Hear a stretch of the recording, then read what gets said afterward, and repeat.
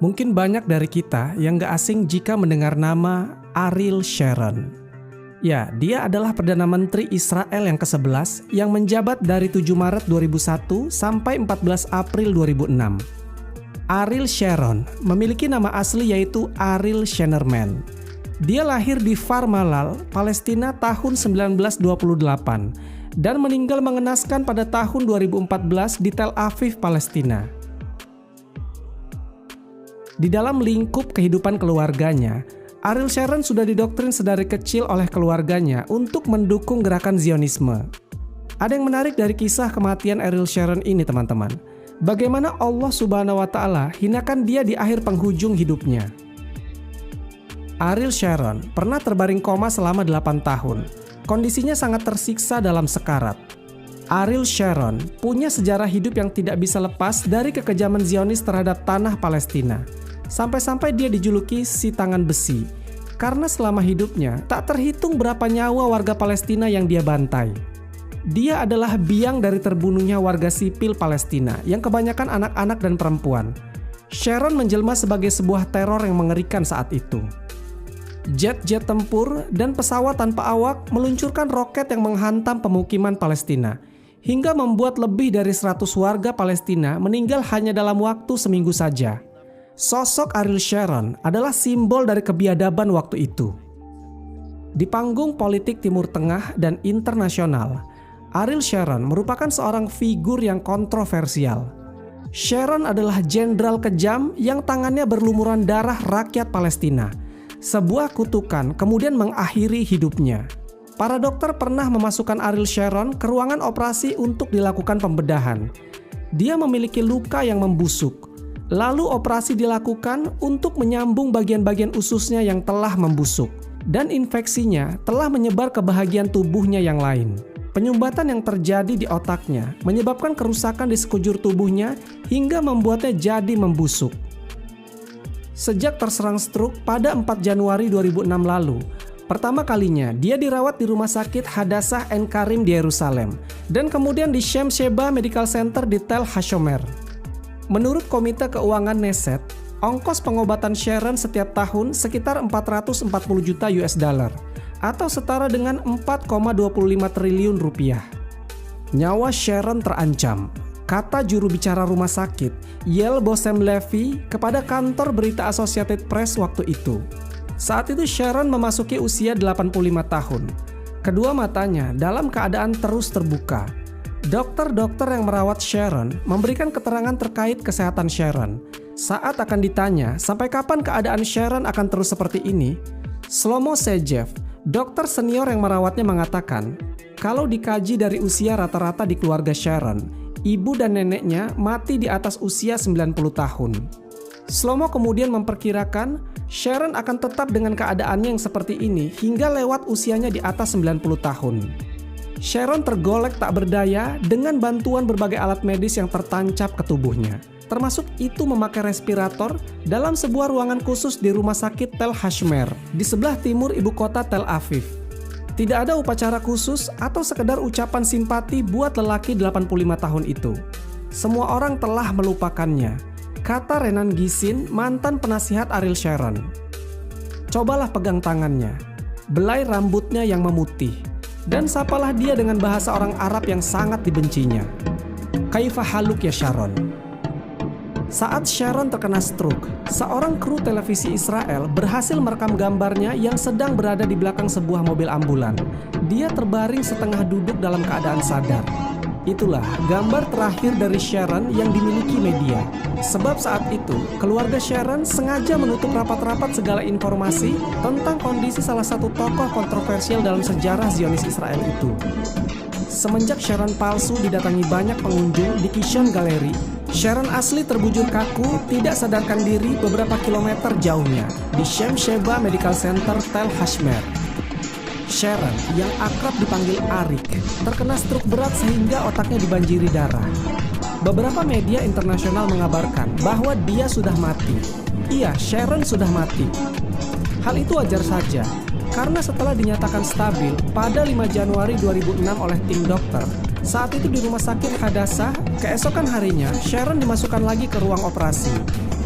Pada hari ke-6, dokter berupaya membangunkannya dari keadaan tidak sadar dengan cara mengurangi dosis obat anestesi.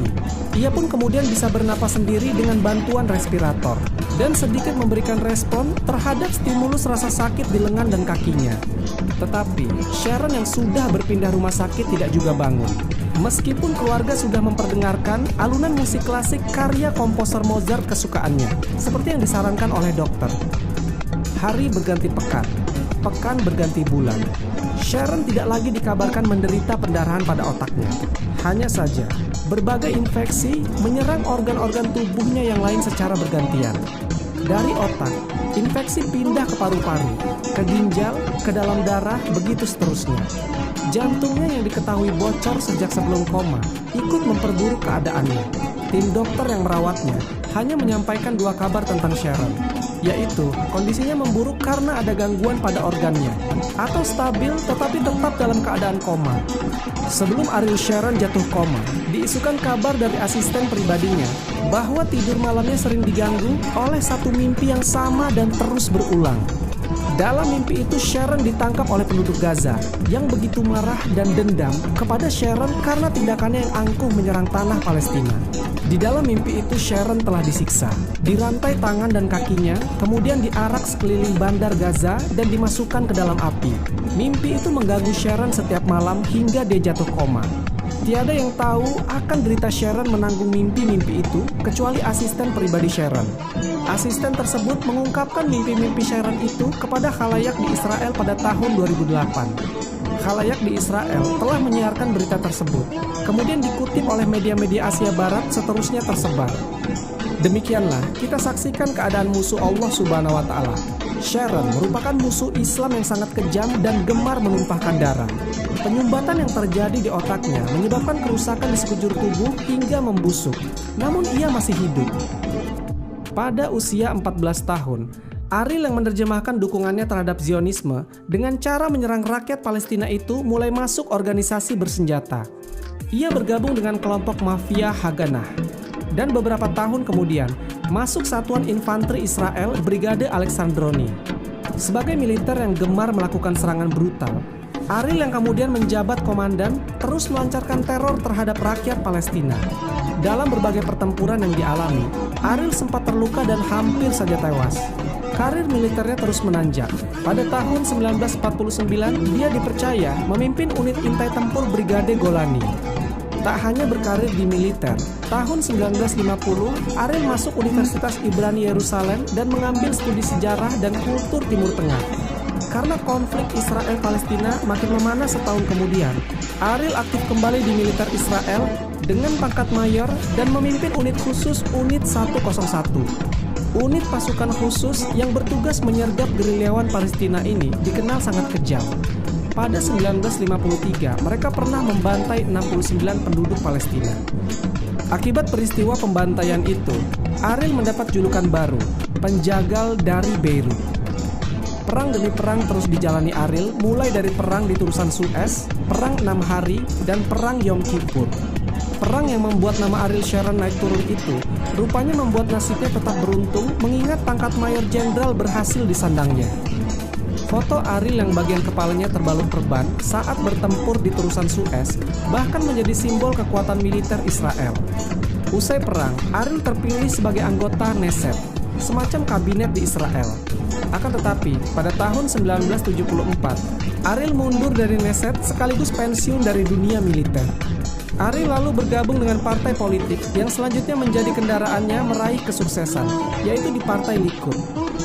Selain aktif di partai, Ariel juga dipercaya sebagai penasihat keamanan Perdana Menteri Israel saat itu, Yitzhak Rabin. Tahun 1977, Ariel kembali ke Knesset dan menerima jabatan Menteri Pertanian. Tahun 1981 sampai 1983, Ariel menjabat Menteri Pertahanan. Pada periode itu, perang antara Israel dan Lebanon kembali berkobar serta diwarnai peristiwa kelam. Pembantaian 3.000 pengungsi Palestina di Camp Sabra dan Shatila oleh milisi Palagis. Tentara Israel yang menyerbu Lebanon atas perintah Ariel dianggap gagal menyelamatkan pengungsi dan dituduh melakukan pembiaran terhadap pembantaian itu. Nama Ariel Sharon kemudian tercoreng dan pria yang telah dicap sebagai penjagal dari Beirut ini memilih mengundurkan diri. Tahun 1984, Ariel membuat manuver politik lagi dan bergabung di Knesset. Sejumlah jabatan yang tak berkaitan dengan pertumpahan darah dipegang oleh Ariel, antara lain Menteri Perindustrian dan Perdagangan, Menteri Perumahan dan Konstruksi, Menteri Infrastruktur, serta pada tahun 1998 menjabat sebagai Menteri Luar Negeri. Tahun 1999, ketika secara kebetulan Benyamin Netanyahu mundur sebagai ketua partai Likud, Ariel pun maju menggantikannya.